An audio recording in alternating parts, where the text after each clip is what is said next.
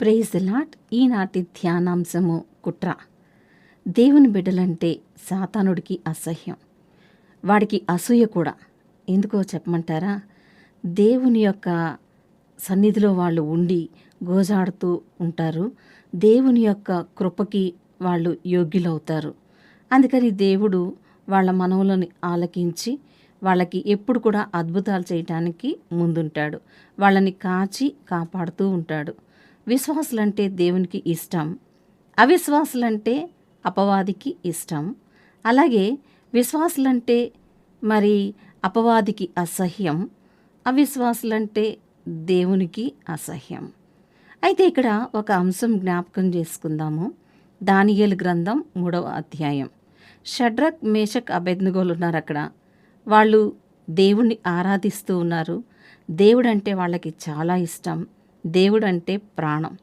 అయితే అక్కడ ఉన్న రాజు నెబుకద్నెజరు ఒక బంగారు ప్రతిమను చేయించి దానికి మ్రొక్కాలి అని చెప్పి ఆజ్ఞాపిస్తాడు. అది కూడా సాతానుడు పనినటువంటి ఒక కుట్ర.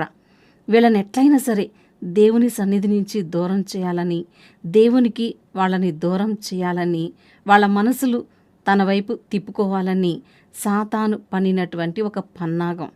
అయితే వాడికి తెలీదు దేవుడు ఏం చేయబోతున్నాడో. తన బిడ్డల పక్షాన ఆయన నిలవబడి ఎలాంటి అద్భుత కార్యం చేయబోతున్నాడో వాడికి తెలీదు. ఒకవేళ తెలిసినా అది దాన్ని వాడు మనసులో పెట్టుకోలేదు. సరే, రాజైనటువంటి నెబుకద్నెజరు ఇచ్చినటువంటి ఆజ్ఞ కాబట్టి అందరూ కూడా ఏం చేస్తున్నారనంటే ఆయా సమయాల్లో బంగారపు ప్రతిమకు నమస్కారం చేస్తూ ఉన్నారు, సాగిలపడి నమస్కరిస్తూ ఉన్నారు, అలాగే పూజ చేస్తూ ఉన్నారు. ఈ షడ్రక్, మేషక్, అబేద్నెగోలు అది పాటించలేదు. దాంతో మిగిలిన వాళ్ళు, రాజు దగ్గర పనిచేసేటువంటి వాళ్ళు, అధికారులు ఈ సంగతి రాజు దృష్టికి తీసుకొని వెళ్ళారు. అప్పుడు రాజుగారికి కోపం వచ్చింది. వీళ్ళని తీసుకొని వెళ్ళి అగ్నిగుండంలో పడవేయమని ఆజ్ఞాపించాడు. అంతకుముందే చెప్పాడు ఆయన, ఎవరైతే బంగారపు ప్రతిమకు నమస్కారం చేయరో వాళ్ళని తీసుకొని వెళ్ళి అగ్నిగుండంలో వెయ్యాలి అని ఒక ఆజ్ఞనైతే ఆయన జారీ చేశాడు. ఇప్పుడు దానిని అమల్లో పెట్టాడు.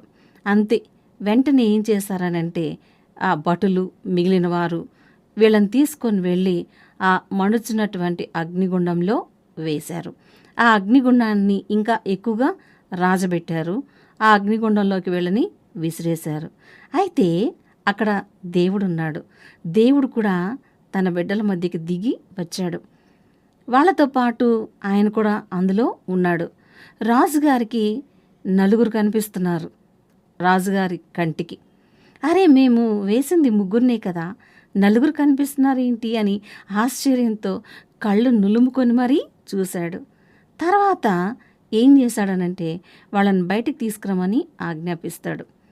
వాళ్ళు బయటకు వచ్చిన తర్వాత వాళ్ళని పరిశీలించి చూస్తే వాళ్ళ వెంట్రుక కాదు కదా, కనీసం వేసుకున్న వస్త్రం కూడా కాలిన వాసన అంటూ వాళ్ళకి రాలేదు.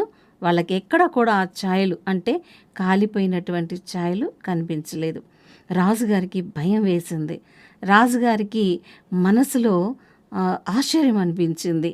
అరే, ఇంత పెద్ద అగ్నిగుండంలో వేశాం కదా, వీళ్ళకి ఏమీ జరగలేదు, వీళ్ళని అంతటి అగ్ని ఏమీ చేయలేకుండా పోయింది అంటే వీళ్ళు సేవిస్తున్నటువంటి తండ్రి అయిన దేవుడు మహా గొప్పవాడు అని చెప్పి తన మనసులో అనుకొని మిగిలిన వారికి ఆజ్ఞాపించాడు. ఏమనంటే ఎవరైతే ఈ ముగ్గురిని అగ్నిగుండంలోకి వేశారో వాళ్ళని తీసుకొని వెళ్ళి ఆ అగ్నిగుండంలో వేయమని ఆజ్ఞాపించాడు.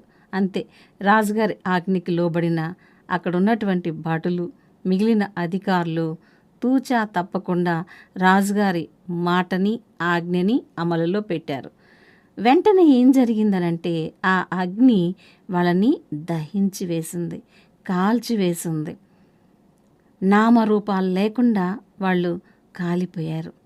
చూసారా, అపవాది దేవుని బిడ్డలకి కీడు చేయాలని తలపోస్తే దేవుడు ఆ కీడుని అపవాది బిడ్డల వైపునే వెళ్ళేటట్టుగా చేసి మరల్చి వాళ్లే అందులో పడి కాలిపోయేలా చేశాడు. తండ్రి అయిన దేవుడు గొప్పవాడు. తన బిడ్డలకు ఆయన కాపుదల ఎప్పుడూ ఉంటుంది. సాతానుడు ఏమీ చేయలేడు. దేవుని కంచె దేవుణ్ణి ప్రేమించేటువంటి ఆరాధించేటువంటి బిడ్డలకు అండగా ఉంటే, ఆ కంచె వేయబడితే, వాళ్ళ చుట్టూతో వేయబడితే అపవాది కాదు కదా, ఎవరు కూడా ఏమీ చేయలేరు. కాబట్టి అట్టి ఘనమైనటువంటి దేవుణ్ణి ఈనాడు మన మనసులోకి ఆహ్వానించి జీవిత కాలం వరకు కూడా ఆయనని ఆరాధిద్దాం. ఆయన ఇచ్చేటువంటి బహుమానాలని పొందుకుందాం. అంతేకాదు ఆయనకి కృతజ్ఞులమై జీవిద్దాం. దేవుడు మనల్ని దీవించి ఆశీర్వదించునుగాక. ఆమేన్. ఈనాడు మనకు ఎన్నో సమస్యలున్నాయి.